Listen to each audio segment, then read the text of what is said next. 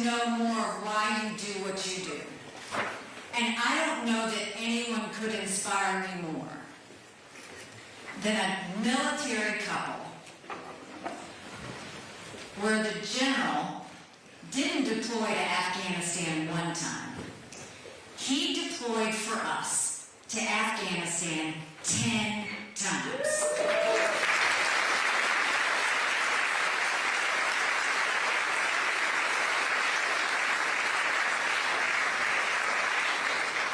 And a military spouse, let me tell you, we know what it's like when we have to go and watch our loved ones go away. I mean, Sharon and General, y'all are rock stars. We stand on your shoulders. Thank you for your service to America. And that wasn't enough. Now he's one of our great members of law enforcement. So help me give it up for General Bullock and Sharon.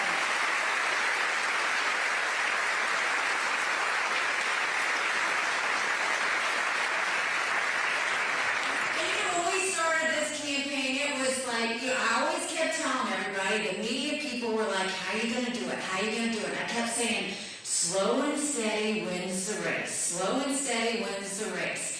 Well, we got a massive kickstart when we had the Live Free or Die governor's endorsement. Thank you very much.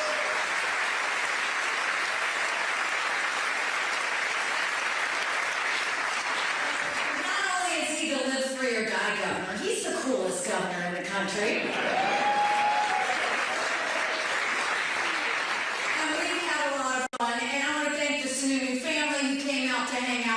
Too.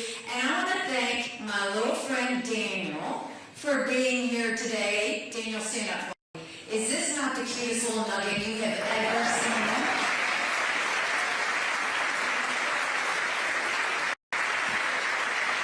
Daniel has been showing up to all my town halls, and he's just got great spirit, but he's a reminder of why we're doing this, and a reminder of what we're fighting for.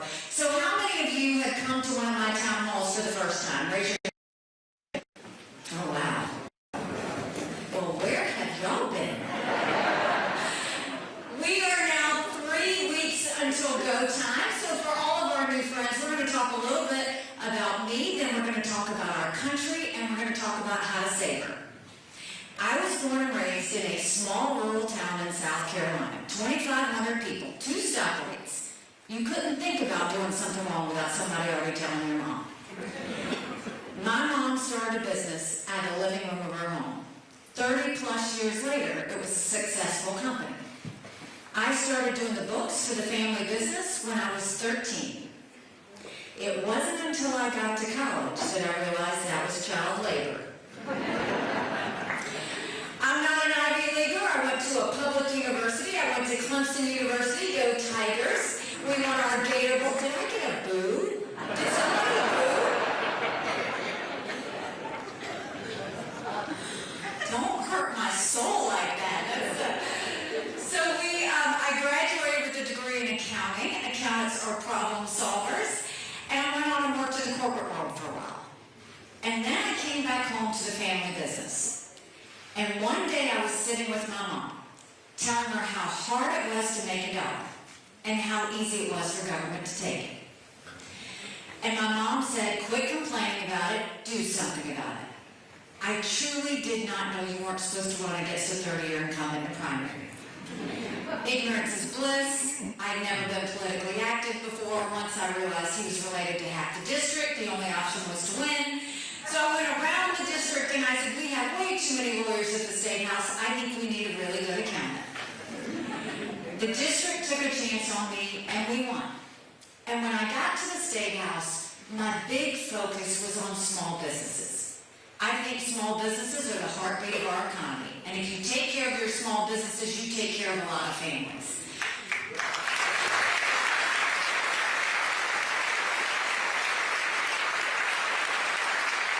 And so after 3 or 4 years of fighting for small businesses, South Carolina would typically vote on legislation by voice vote. All in favor, say aye. All opposed, nay. The ayes have it. But one day they passed through a bill that would give legislators a pay raise. All in favor, say aye. All opposed, silence. The ayes have it, yet to this day you can't find anyone that says they voted themselves in the race. I was furious because we had a Republican governor, a Republican House, and a Republican Senate. And so I filed a bill that said anything important enough to be debated on the floor of the House or the Senate is important enough for people to know how their legislators voted. And the Speaker of the House said, put the bill away. We don't need to have it. We will decide what the public needs to see and what they don't. Long story short, when I refused to put the bill away, and when I went around the state telling them what was going on with voice votes, they stripped me of everything. I lost all my seniority. I was demoted off my committee assignments. I could take the well, no one would hear me speak. I could sponsor a bill, no one would co-sponsor. So I ran for governor. And I'm proud to say now in South Carolina, anything important enough to be debated on the floor of the House or the Senate requires a legislative vote on the record. And we took it a step further and we did it on every section of the budget as well. And I love music, and you were listening to my playlist earlier. I hope you liked it. So on the day of the bill signing, we blasted throughout the State House, Pat Benatar's Hit Me With Your Best Shot.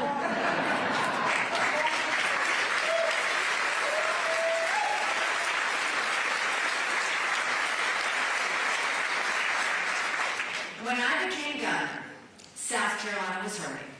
We had 11% unemployment. We had thousands of people on welfare, and South Carolina was the butt of the jokes. So we got to work. By the time I left, we were building planes with Boeing. We were building more BMWs than any place in the world. We brought in Mercedes-Benz. We brought in Volvo, 5 international tire companies, and they were referring to South Carolina as the beast of the Southeast, which I still love. We announced jobs in every county in the state. We moved that unemployment number from 11% to 4%. But we acknowledged some truths. We said if you have to show picture ID to buy Sudafed, if you have to show picture ID to get on a plane, you should have to show picture ID to protect the integrity of the election process. We passed voter ID in South Carolina.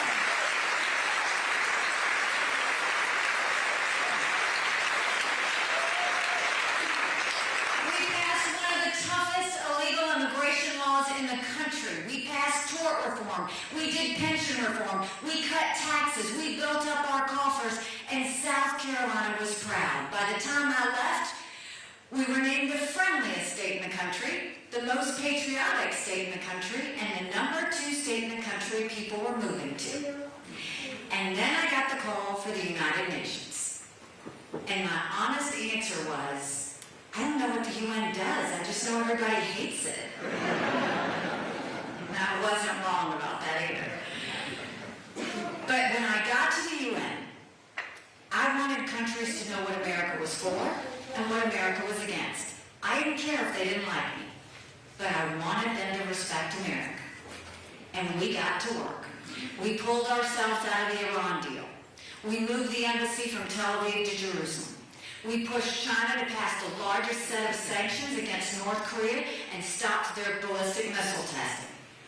We focused on getting ourselves out of the farce that was the Human Rights Council. We acknowledged the farce of the Paris Climate Agreement, got out of that. We stopped all U.S. taxpayer money from going to the Palestinian Refugee Organization. Bless you.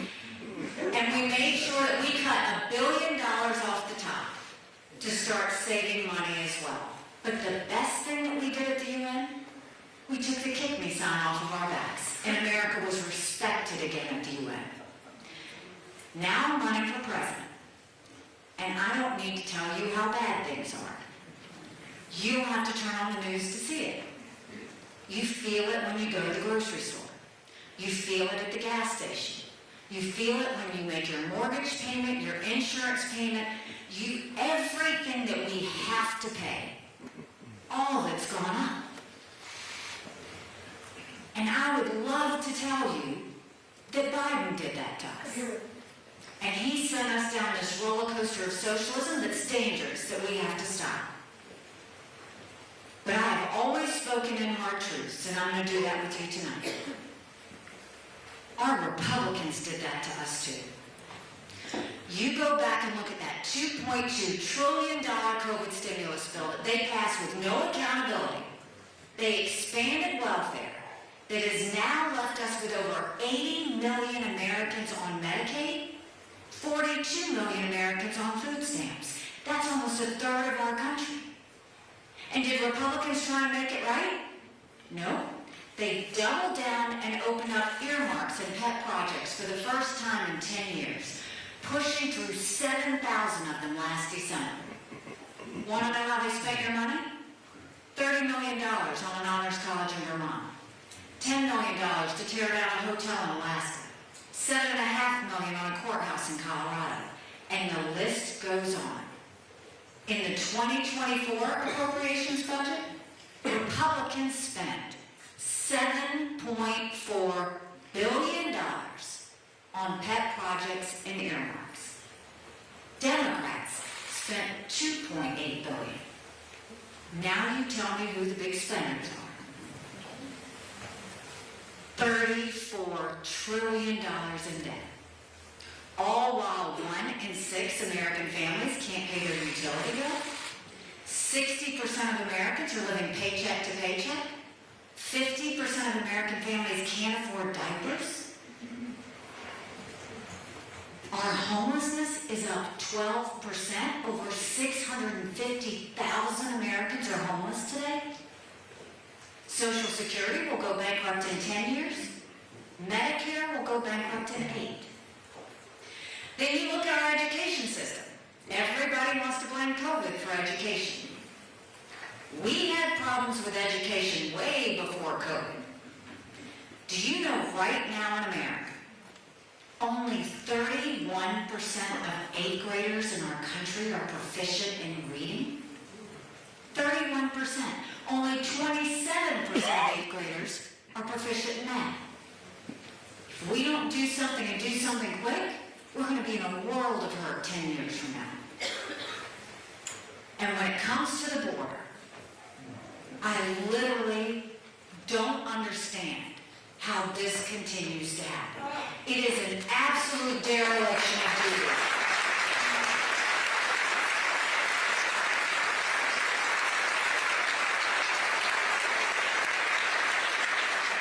Unthinkable. And let me tell you, I've been to the border, and I didn't pull a comma, go and come back. I went 400 miles down that border. You're not ready for what I saw. Mounds of clothes, mounds of shoes, paraphernalia, rape areas that the women and girls have to walk through. When you get up in the morning, you get your coffee and you watch the news. When these ranchers get up in the morning, they get their coffee and they go see if anybody died crossing the fence. They pick up whatever little kids were left behind and turn them over to Border Patrol. I met with multiple sheriffs. They said before 7 a.m. they round up whatever illegal immigrants they can find. They turn them over to Border Patrol. Border Patrol documents them and releases them until their court date years from now. And when I asked Border Patrol about their job, they said, you want to know what we do? We're glorified babysitters. They don't let us do our job. 8 million illegal immigrants have come to that border. 300,000 just in December. We had more fentanyl come across the border last year that would kill every single American. Number 1 cause of death for adults 18 to 45, fentanyl. And don't think for a second China doesn't know what they're doing when they send it over. And then my parents always told me, you take care of those who take care of you. I'm going to ask you for taking care of those who take care of us. Right now in America, over 35,000 of our veterans are homeless. 1 in 3 suffers from PTSD or thoughts of suicide. We lose 22 heroes a day to suicide. If a veteran needs a doctor's appointment, on average, takes 29 days. Why 29 days? Because on the 30th day, they can go to the doctor or hospital of their choice. So midway through the 29 days, they get a call to reschedule. and the clock starts all over again. It is shameful how we treat our veterans. And you turn on the TV to look at what Congress is doing in D.C. What has Congress done for you lately? Nothing. Do you know Congress has one job? It's to make sure that they get a budget done on time. That's it. They got to pay for government. Do you know Congress has only put forth a budget on time 4 times in 40 years?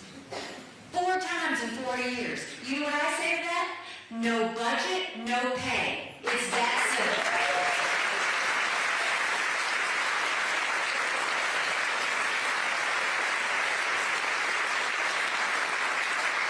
Don't you think it's finally time we have term limits in America?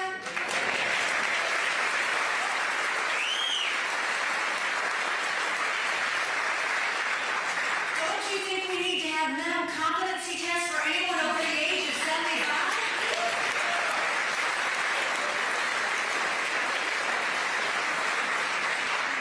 Now let me say this. I'm not being disrespectful when I say that. We all know people who are over 75 that could run circles around us. And then we know Joe Biden. Right now, Congress has become the most privileged nursing home in the country. These are people making decisions on our national security. These are people making decisions on the future of our economy. It's nothing to play with. We need to know that we've got people at the top of their game.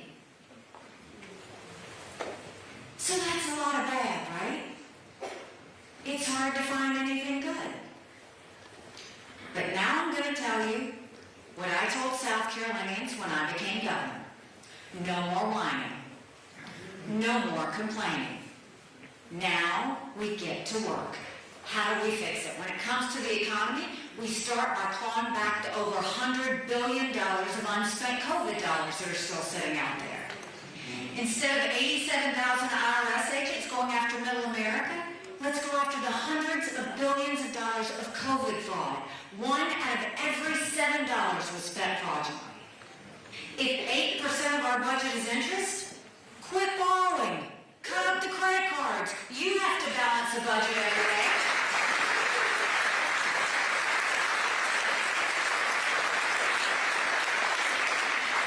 Chris and I had to balance budgets as governor. Why is Congress the only group that refuses to balance a budget? We'll stop the spending, we'll stop the borrowing, we'll eliminate the earmarks, and I will veto any spending bill that doesn't take us back to pre-COVID levels. That will save us trillions.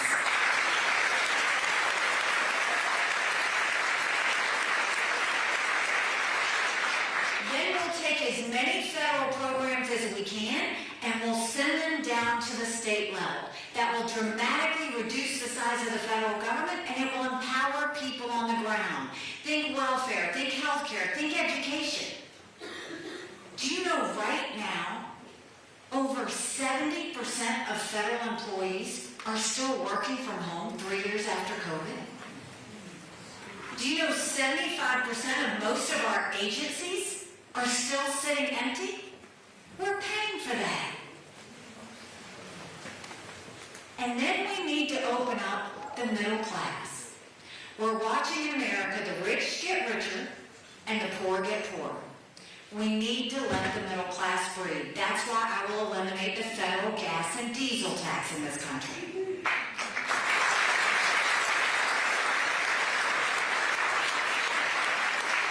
We'll cut taxes on the middle class and we'll simplify the brackets.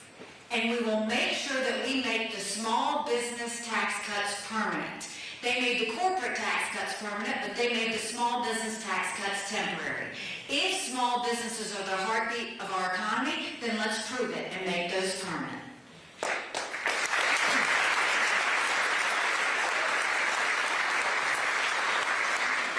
And when it comes to education, in South Carolina, we knew if a child couldn't read by 3rd grade, they were 4 times less likely to graduate high school.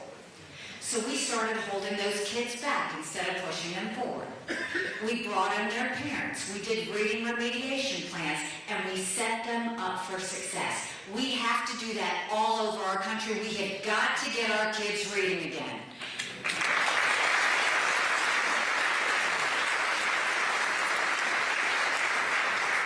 And no parent should ever wonder what's being said or taught to their child in the classroom. We need complete transparency in the classroom.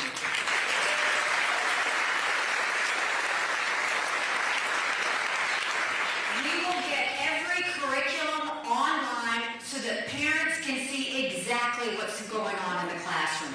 And we know that as parents, we have one job, and that's to make sure we do right by our kids. That's why every parent needs to be able to decide where their child goes to school or how they get educated. We know them best. Every child deserves a good education, regardless of where they're born and raised. We have got to stop mandating education based on a zip code. And then let's build things in America again. Let's put vocational classes back in our high schools.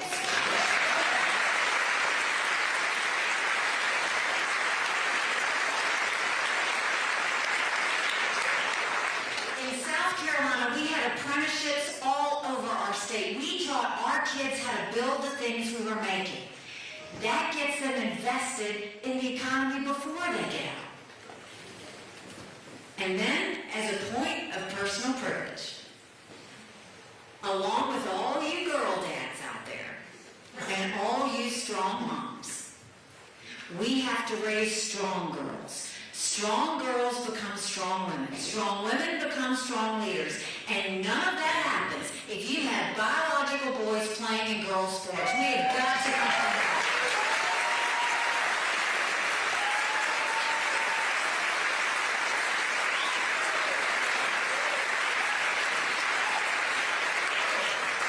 And when it comes to our border, we will do what we did in South Carolina, and we'll go national with it. We will do a national E-Verify program that requires businesses to prove that the people they hire are in this country legally.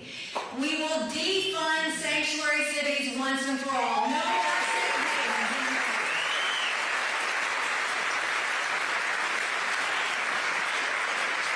We'll put 25,000 Border Patrol and ICE agents on the ground and let them do their job.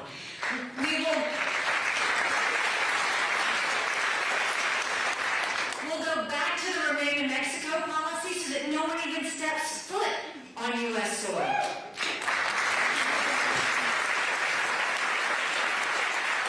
And instead of catch and release, we'll go to catch and deport.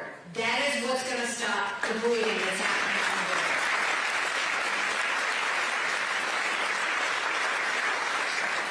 And when it comes to our veterans, we have all seen the images when our men and women deploy and the tears that are shed. And then we see the images when our men and women come back home to us, God willing, safely, and the prayers that are answered. I'm the wife of a combat veteran. My husband deployed to Afghanistan.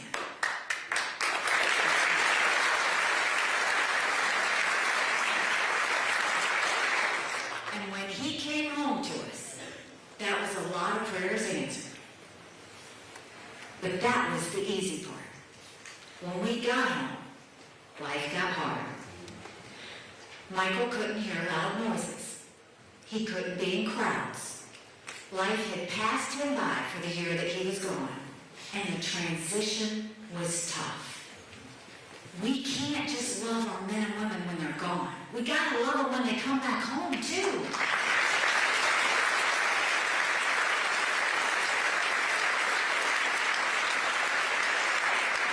You can't just do a 2-week transition and say you're done. We need to have telehealth so that they can get the mental health care they need right when they need it. They should be able to go to the doctor or hospital of their choice. They've earned that right.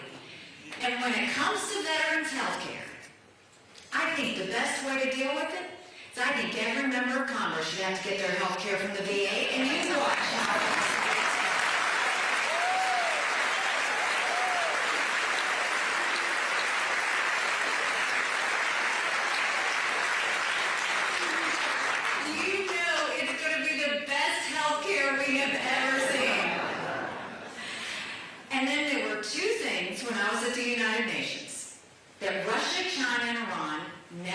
wanted the U.S. to have. They never wanted us to have a strong military. And they never wanted us to be energy independent. We won't be energy independent, we will be energy dominant. We will get the EPA out of the way. Right now they care more about sagebrush lizards than they do about whether we can afford our utility bill. We will speed up the permitting. We will make sure our pipelines are moving. We will do the Keystone Pipeline. We'll export as much liquefied natural gas as we can. And we won't just get our energy to a place where we survive. We'll turn our energy sector into an economic powerhouse so that we're exporting it out and really building our economy on it.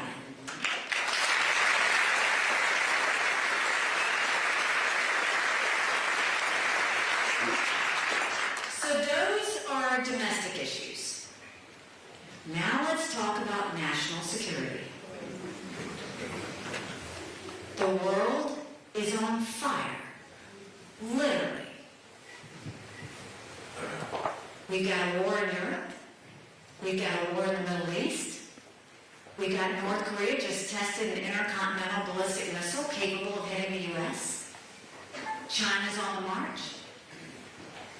But make no mistake, none of that would have happened had we not had that debacle in Afghanistan.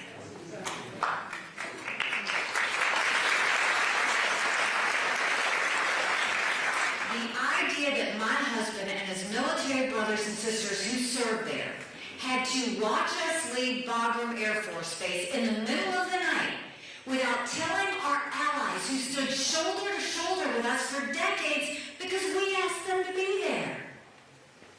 Think about what that said to our friends. More importantly, think about what that showed our enemies. And now, Congress is coming to you saying, do we support Ukraine or do we support Israel? Do we support Israel or do we secure the border? Don't let them lie to you like that. It's wrong and they know it. That is a false premise. And I'll tell you why. Let's start with Ukraine.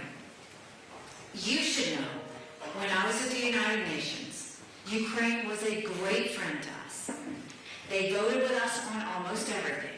They supported almost every initiative, whether I asked for them to or not. Here you have this pro-American, freedom-loving country that was invaded by a thug. 500,000 people have died and been wounded because of Putin. I will be the first one to tell you, I don't think we should ever give cash to any country, friend or foe, because you can't follow it. You can't hold it accountable. I don't think we need to put troops on the ground, and the Ukrainians don't want it. They want to win this fight themselves. But I think we should give the equipment and ammunition they need to win.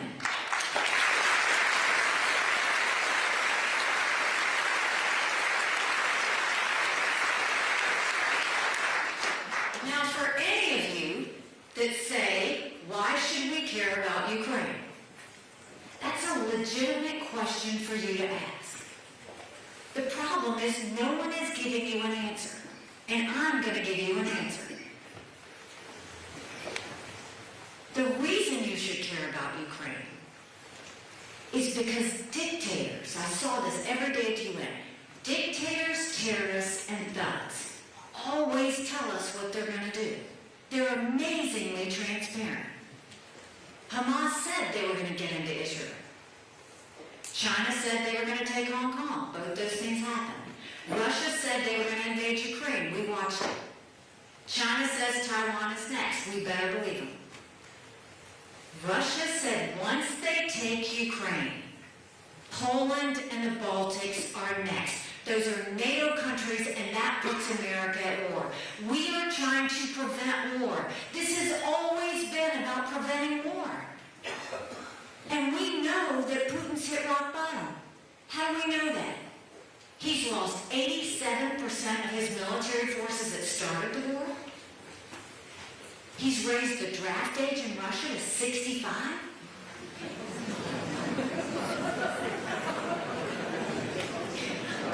asleep. Everybody always looks around whenever I say that.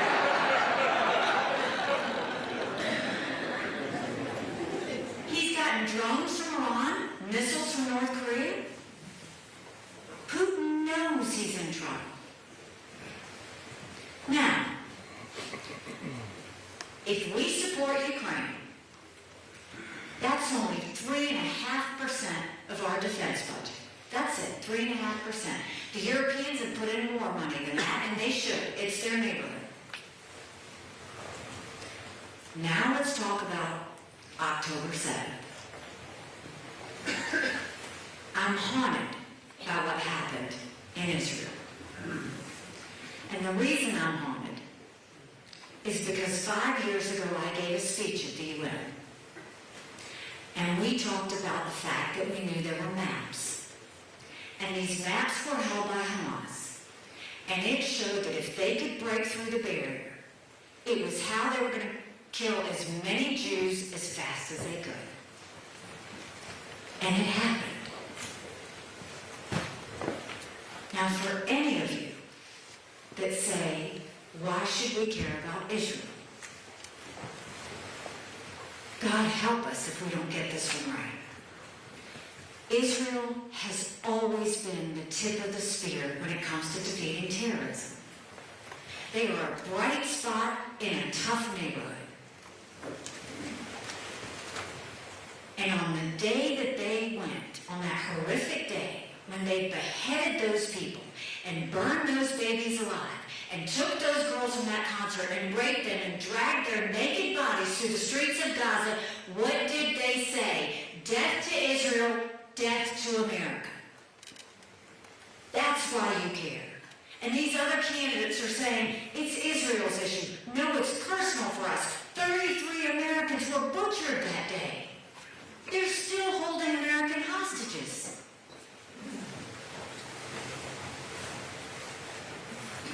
Now, remember when I told you that Putin hit rock bottom? That horrific day of October 7th is Putin's birthday. Who is the happiest man in the world right now? Putin. Why? Because the U.S. and the West took our eyes off of Ukraine, and what did we do? We moved them towards Israel. Exactly what Putin wanted. Did Putin go and call Netanyahu in Israel? Nope, not for 10 days. You know who he did call? Hamas. They showed up in Russia and they held hands and said, we are friends. If we support Ukraine and we support Israel, that's only 5% of our defense budget. Now, when they talk about securing the border, that's priority number one. Northern border and southern border. Number one, that is a national security risk, and there should be no more excuses on why they don't completely close the border. If we support Ukraine, and we support Israel, and we secure the border, that is less than 20% of Biden's green subsidies. So don't let them tell you that you have to choose. You choose national security. They have to choose what it takes to protect Americans and to prevent war.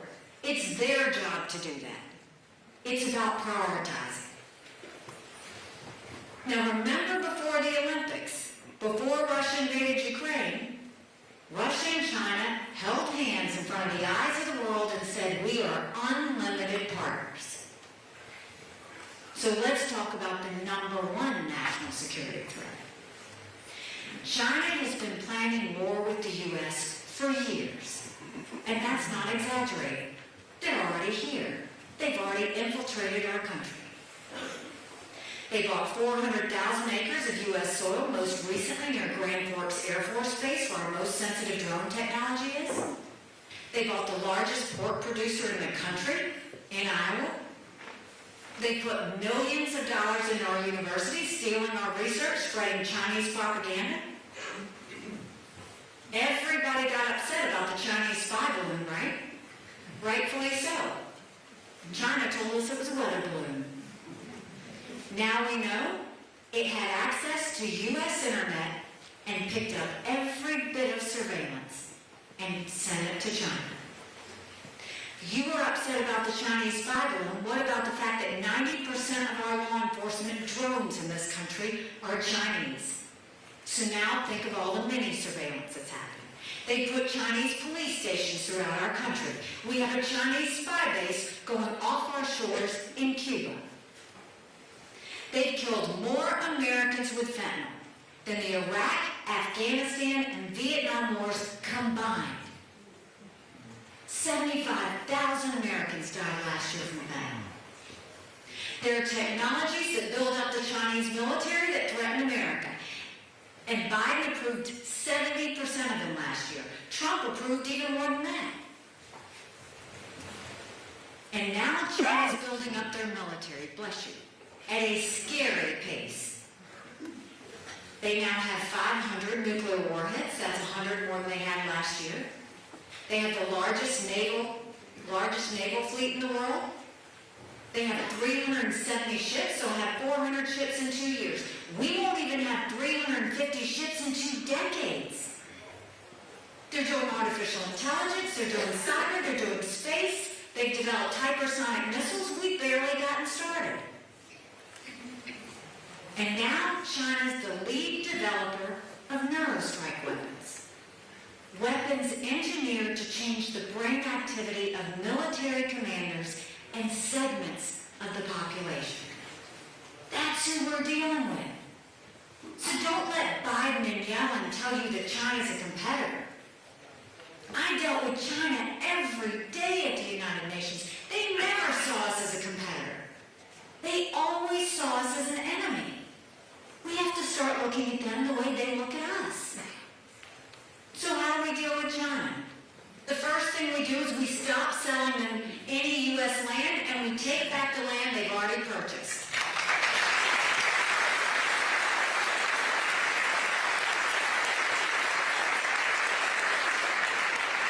We go to our universities and we say you either take foreign money or you take American money, but the days of taking both are over. We get that infiltration out of our universities.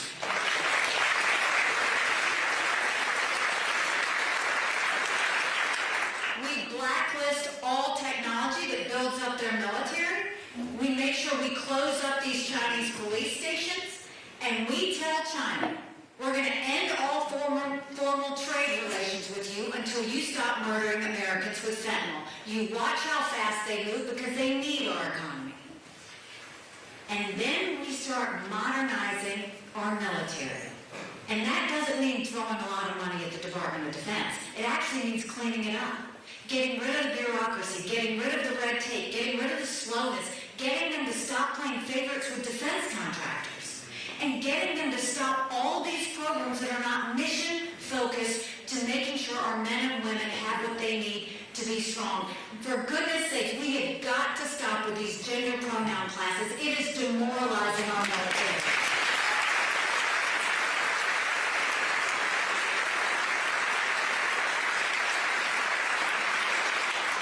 And right now we've got generals who are looking at wars from the past. They're looking at land, air, and sea. When we modernize, we've got to look at the threats of the future. We need to be focused on artificial intelligence. We need to be focused on space. We need to be focused on cyber, hypersonic missiles, submarines. Those are the things we're going to need in the future. So we can take on all of these threats, but let's bring it all together. There's a reason the Taiwanese want the U.S. and the West to support Ukraine. Because they know if the Ukrainians win, China won't invade Taiwan. There's a reason the Ukrainians want the U.S. and the West to support Israel. Because they know if Iran wins, Russia wins. So we can take on these threats. But you don't do it by putting your head in the sand. And you don't do it by being reactionary. You do it by telling these countries what we expect of them. So we have the domestic answers. We have the national security answers. But the first thing we'll have to do is end this national self-loathing that has taken over our country. The idea that they say,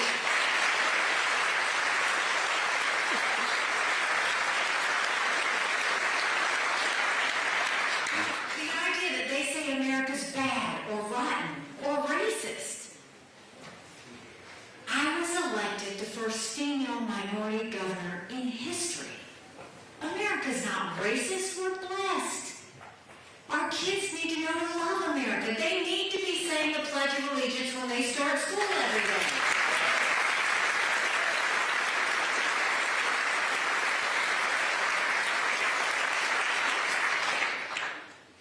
You know, 6 months ago, I dropped my husband Michael off at 4 a.m. for another year-long deployment. And I watched him and 230 soldiers pick up their 2 duffel bags of belongings to go to a country they'd never been, all in the name of protecting America. They're willing to sacrifice their lives and their families because they still believe in this amazing experiment that is America. So if they're willing to sacrifice for us there, shouldn't we be willing to fight for America here? Because we have a country to save.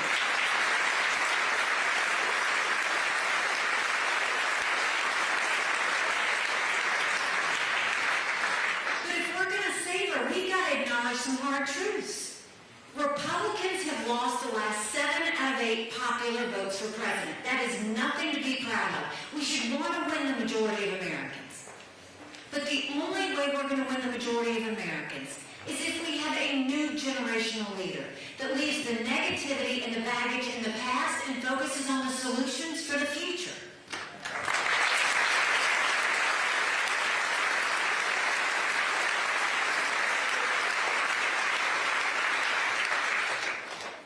Another hard truth. I think President Trump was the right president at the right time. I agree with a lot of his policies. But rightly or wrongly, chaos follows him. You know him, right? Chaos follows him. And we can't be a country in disarray and a world on fire and go through 4 more years of chaos because we won't survive.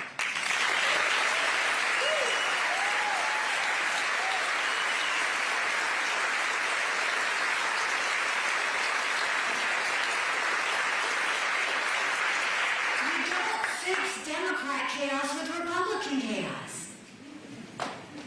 And when we look at all that's at stake in our country, we cannot go through another nail-biter of an election.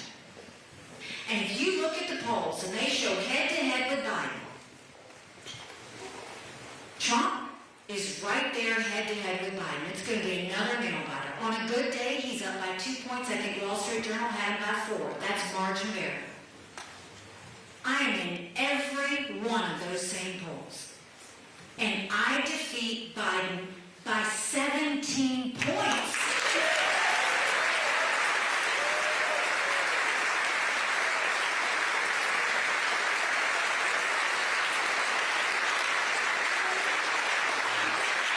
Do you know what that means? That means that's more than the presidency.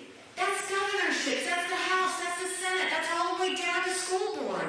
When you win by double digits, you go into D.C. with a mandate that says we're going to stop the wasteful spending and we're going to get inflation under control. A mandate that says we're going to get our kids reading and we're going back to the basics in education.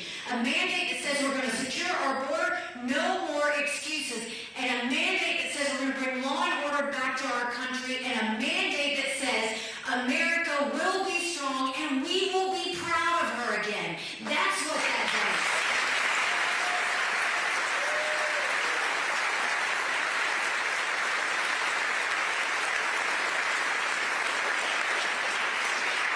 Don't you want that? Because if you want that, we can do it. We're 3 weeks away from it. But it's going to take a lot of courage. Courage from every single person in this room. Courage for me to run. And courage for every one of you to know. Don't complain about what happens in a general election if you don't play in this primary, because it matters. When I announced, someone asked me why I was running. And I said, my parents came here 50 years ago to an America that was strong and proud and full of opportunities. I want them to know that country again. I'm doing this for my husband Michael and his military brothers and sisters. They need to know their sacrifice matters. They need to know that we love our country. I'm doing this for my daughter, who just got married, and I saw how hard it was for her and her husband to buy a home.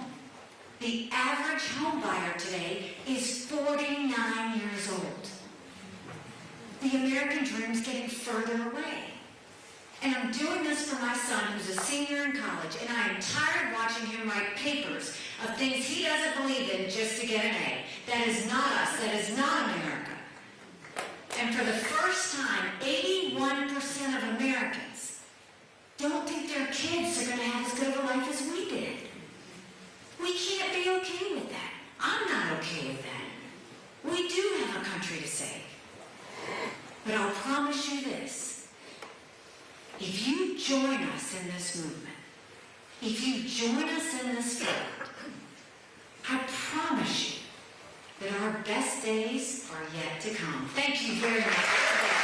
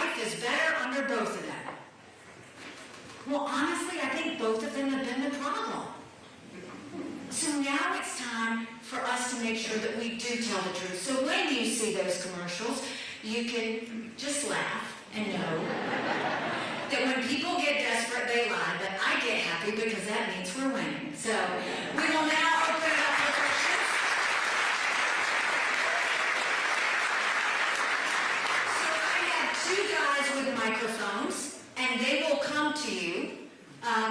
Just raise your hand up high, and they will find you. All right, where are you guys? I see one of you there, one of you there. Okay, got it.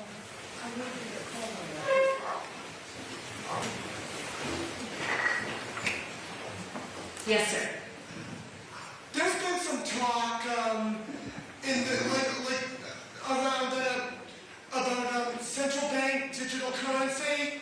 What's your stance on that? How do you feel about that?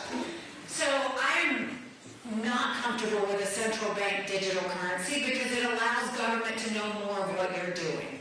And I think that you should be able to make transactions with government overseeing those. I think that in a lot of cases, you have to think, if you open a door, what could happen? What we don't want is for them to have a central bank digital currency organization where then they start saying, okay, who bought a gun? Or who went and purchased this? Or who spent money this way? That's what we don't want. So I'm opposed to that.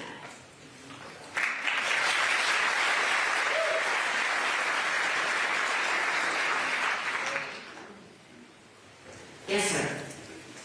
He's not going to let you have the microphone because he thinks you're going to run off with it. And you act like you want to run off with it. So one of the things I'm a little disappointed you did address is we got a very polarized government, right? So we've got the far right, the far left, the right hands to do no Sorry. But how are you going to bring people together? Because you governed in a state who's in your favor, in Republican state, I'm sorry, it is, in the South, follow your ideals. Now how are you going to bring AOC together? Right? How are you going to do that? How are you going to do Getz? Who's a lunatic? He looks like he belongs in a Disney movie. So how are you going to bring these people together and accomplish your agenda? Because you talk about great things, but we haven't talked about how do you get there. So how are you going to get there, Nikki? Good question. So first of all, I will tell you, it's not what I say, it's what I've done. So yes, you could say we had a Republican House and a Republican Senate in South Carolina, and we did. Sometimes I'll tell you that's a little bit worse when you have that, but there would be times where we needed to get something done. I'd bring them into a room and I'd say, we're not leaving until we figure it out. But the real test is when you go through a crisis and you know that one wrong move could put people in danger or could set things up on a different path. Many of you may remember when we had that awful tragedy at Mother Emanuel Church. We had 9 African Americans killed in a church. And it was just because they were doing what so many South Carolinians do on a Wednesday night. They went to Bible study. But on that night, someone else showed up. He didn't look like them. He didn't act like them. He didn't sound like them. They didn't call the cops. They didn't throw him out. Instead, they pulled up a chair and they prayed with him for an hour. And when they bowed their heads in that last prayer, he began to shoot. These were people like Ethel Lance. She had lost her daughter 2 years prior to breast cancer. So she would go around Mother Emanuel Church claiming, singing, "One day at a time, sweet Jesus. That's all I ask of you. Give me the strength to do every day what I have to do." Our youngest victim, Tywanza Sanders, he had the world in front of him. He had just graduated college. And on that night, he stood in front of his 87-year-old great-aunt Susan and looked at the murderer and said, "We mean no harm to you. You don't have to do this." Or it was people like Cynthia Hurd, whose life motto was simply to be kinder than necessary. And when this happened,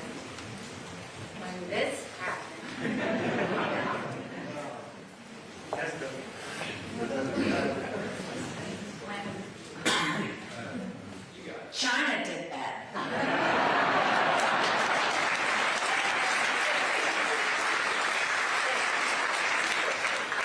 And when watched the national media come in like nothing I'd ever seen. They wanted to make it about racism. They wanted to make it about gun control. They wanted to make it about the death penalty. And I said, I strong-armed them back, and I said, there will be a time and place we can talk about all of those. But right now we have 9 souls we have to lay to rest. And I didn't have the luxury of that.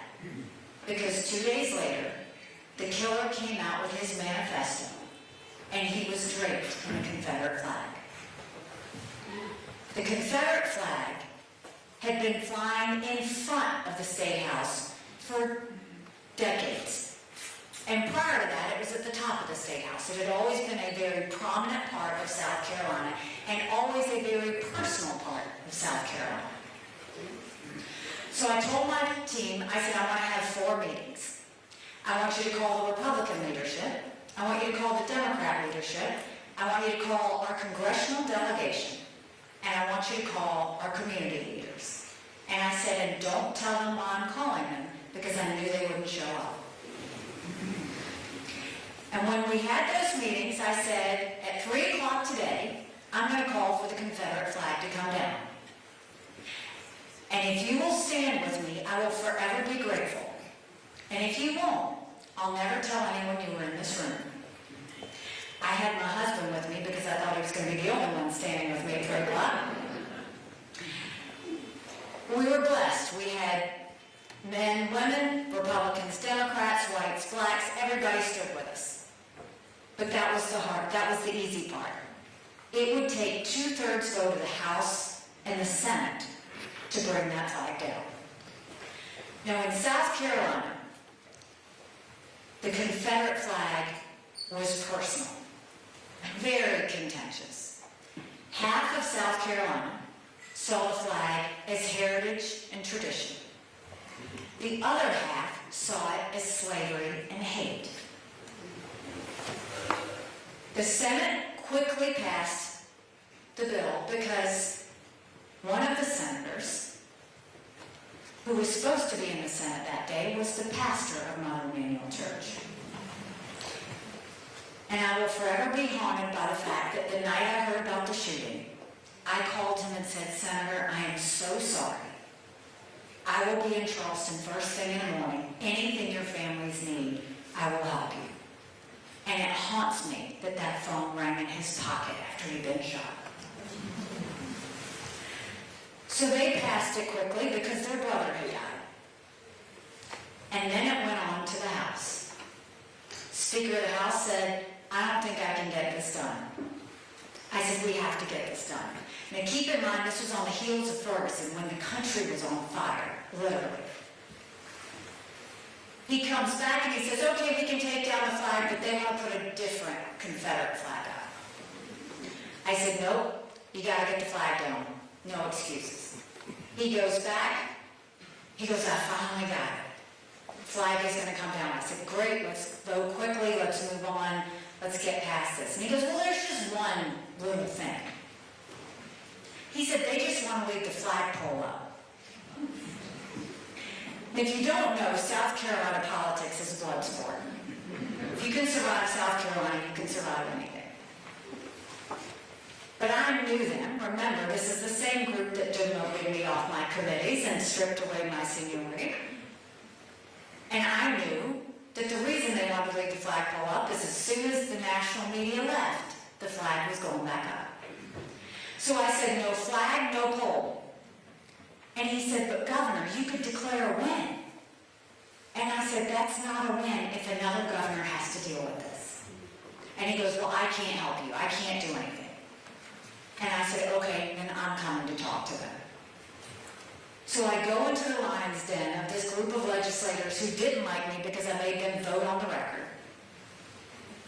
And I said, I'm going to tell you a story. I said, when I was growing up, my dad would sometimes go to the big city of Columbia and let me go with him. And he loved to get produce from the farmer stands right there. He liked to buy directly from the farmers. And one day he stopped at a farmer stand to get the produce. And while he was doing that, I saw the 2 people at the register start to look nervous. My dad wears a turban. And the next thing I know, I saw them pick up the phone, and then 2 police cars drive up, and they stand with the owners at the produce stand. My dad continued to get his produce. He goes to the register, he pays them, and he thanks them. And we get in the car. And my dad doesn't say a single thing to me the whole way home. He was hoping I didn't notice what had just happened. I knew exactly what had happened. And I told that caucus that day, I said, whenever I have to go to the airport to get on the state plane, I sometimes pass that produce stand. And whenever I pass it, I feel pain. I said, don't let another child ride past the State House and feel pain. Get the flag and the flagpole down. 1 a.m. that night, the flag and the flagpole was voted down. We didn't have riots. We had vigils. We didn't have protests. We had prayers. And we showed the entire country what strength and grace look like. I didn't judge either side of the state through that. Because a leader shouldn't judge who's right or wrong, or who's good or bad. A leader should bring out the best in people and show them a way forward. That is how I lead.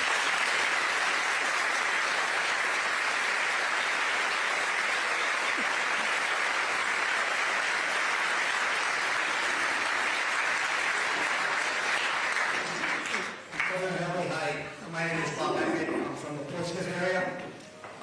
First a comment and a question. This is my second event of yours. I was at my very first one very, very early on, where it was yourself, myself, and probably about 25 other people. I remember that. Yeah, so this is very, very impressive.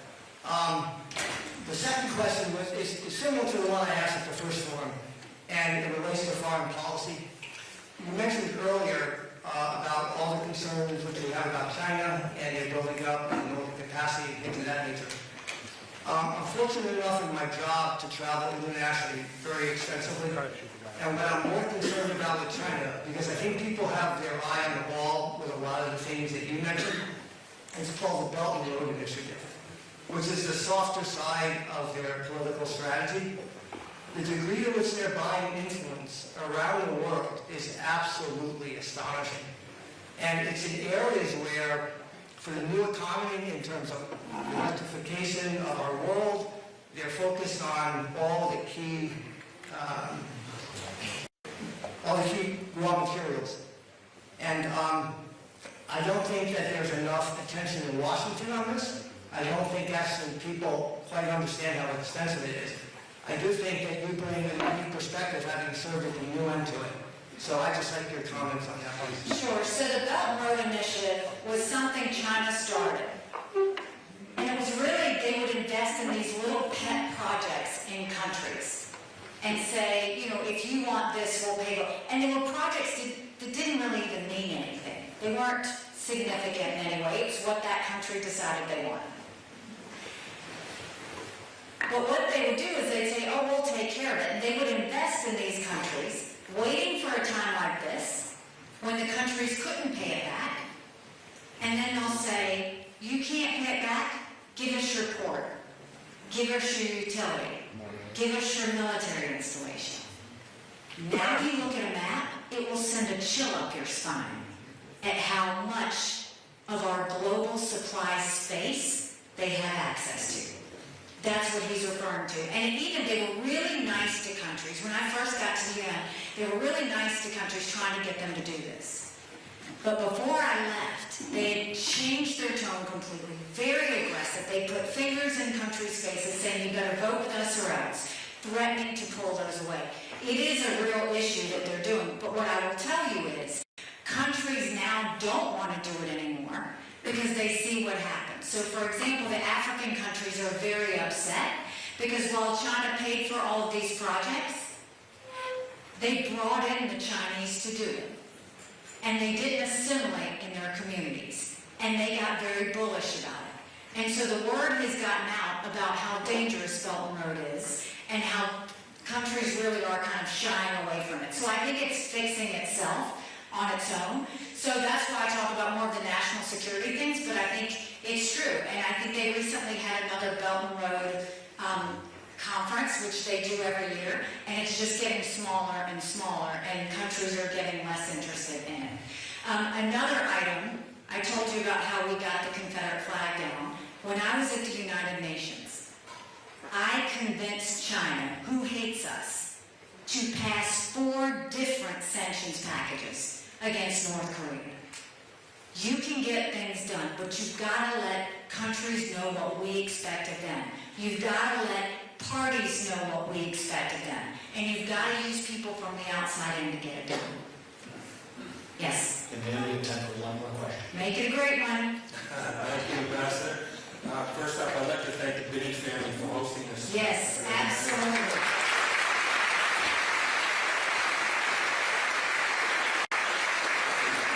Ambassador, I was impressed by some of your initiatives towards education.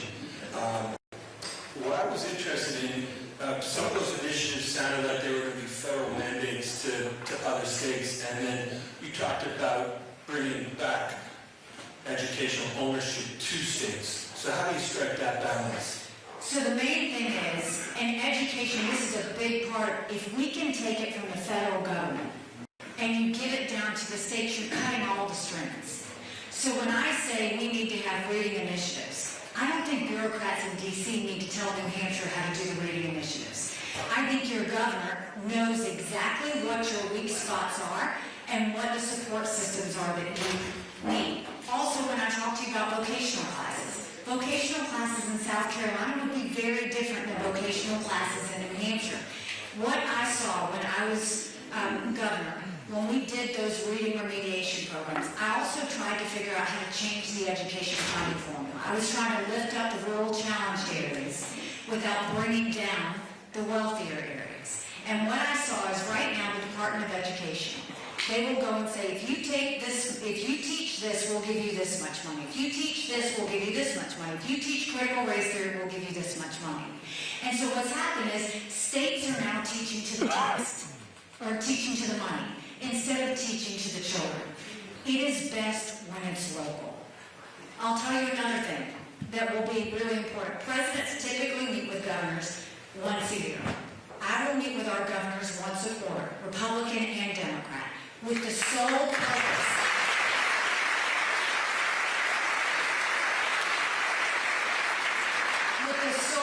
of when we send that money down, how do we support them in making sure they do it in the best way? So, for example, I told you we had thousands of people on welfare. What we did is, and a lot of these people, it was generational welfare. Their parents have been on welfare, their grandparents have been on welfare, it's all these kids ever knew. We started taking these welfare recipients. We matched them up with businesses. And I would tell businesses, if you will take this person and train them, I will pay for them for X number of weeks, the amount of time they would be sitting on the couch. And I said, and at the end of it, you decide if you want to hire them or not. We moved 35,000 people from welfare to work.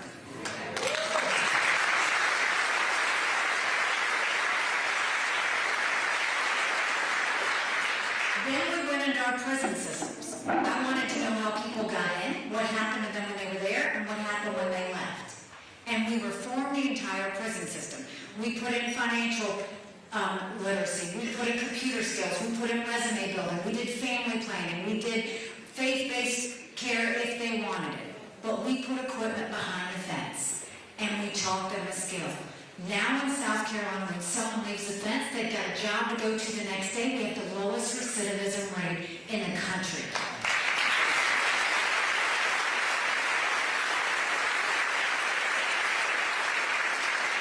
When we start focusing on lifting up the least of these, and we support our states in figuring out the smartest, most efficient and effective way to do it, that's when we're all working together. That's when we start to really get things done. So I'll leave you with this. First of all, I'm so thankful that you spent time with us today. You know, when I told you that I ran against the longest serving legislator in the primary, People laughed at me. And I got to work, and I earned their support, and we won. When I ran for governor, I was actually the Tea Party candidate. I ran against a lieutenant governor, an attorney general, a very popular congressman, and a state senator. I was Nikki Haley. I had 3% in the polls. I had the least amount of money. But I worked South Carolina like no one else, and we won. When I got to the United Nations, they said I didn't have enough experience. And I got to work and took the kick me sign off of our backs. I have been underestimated in everything I've ever done. And it's a blessing, because it makes me scrappy. No one is going to outwork me in this race. No one's going to outsmart me in this race, because we have a country to save. So if you like what I had to say today, go tell 10 people. Pick up a yard sign, volunteer, make sure that you get involved. We're down to 3 weeks. You know how to do this. I trust you. I trust you because I know you know how to do this. And let's get people involved. Send them to NikkiHaley.com to find out more if they don't know. You don't like what I had to say today. Shh. Just don't say anything and don't tell anyone you were here. God bless you.